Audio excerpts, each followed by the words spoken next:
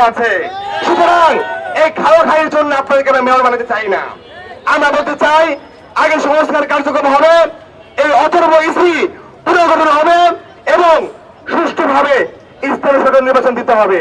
যারা বিগত 16 বছর কোন শব্দ করতে পারেনি, কোন হাঁটতে পারেনি, কথা বলতে পারেনি, তারা এখন আন্দোলনে দাবানল বাজিয়ে যাচ্ছে।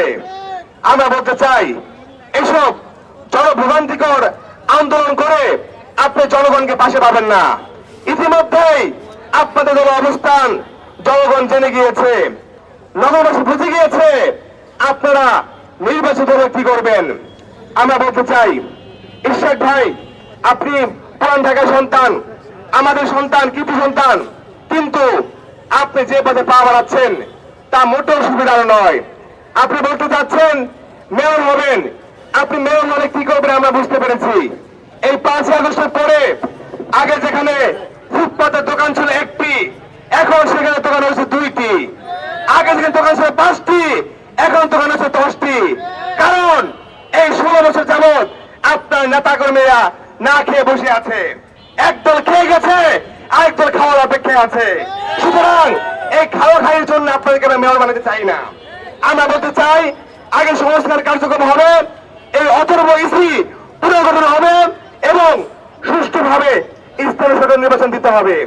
জনগণ ভোগান্তিতে রয়েছে, নাগরিক সুবিধা ব্যাহত হচ্ছে, কিন্তু আপনি সুবিধার দিকে লক্ষ্য না করে বরং প্রত্যেকটা পাড়ায় মহল্লায়, প্রত্যেকটা ওয়ার্ডে ওয়ার্ডে আপনার যে নেতাকর্মীরা রয়েছে তার চাঁদাবাজের মহড়া দিচ্ছে এবং জনগণের ভোগান্তি চরম পর্যায়ে নেমে এসেছে। আমরা এর নির্মূল চাই, আমরা এর প্রতিবাদ চাই। আমরা বলতে চাই এই অথর্ব এসি অনতিবিলম্বে পুনর্গঠন করতে হবে। যে এসি বিগত 16 বছরের যাবৎ অথর্ব ভুয়া নির্বাচন কমিশনের দায়িত্বে ছিল, তাদের কোনো বিচার করতে পারে নাই এবং এই অথর্ব নির্বাচন অফিসারদেরকে কোন রকম ধরনের বরখাস্ত করতে পারে নাই। তাদের এই জুলাই পরবর্তী বাংলাদেশে তাদের থাকার কোনো দায়িত্ব নাই। আমরা বলতে চাই নতুন দেশপ্রেমিক কর্মকর্তাদেরকে দিয়ে এবং সকল দলের পরামর্শ ভিত্তিক একটি নতুন নির্বাচন কমিশন গঠন করতে হবে এবং অনতিবিলম্বে স্থানীয় সরকার নির্বাচন দিতে হবে।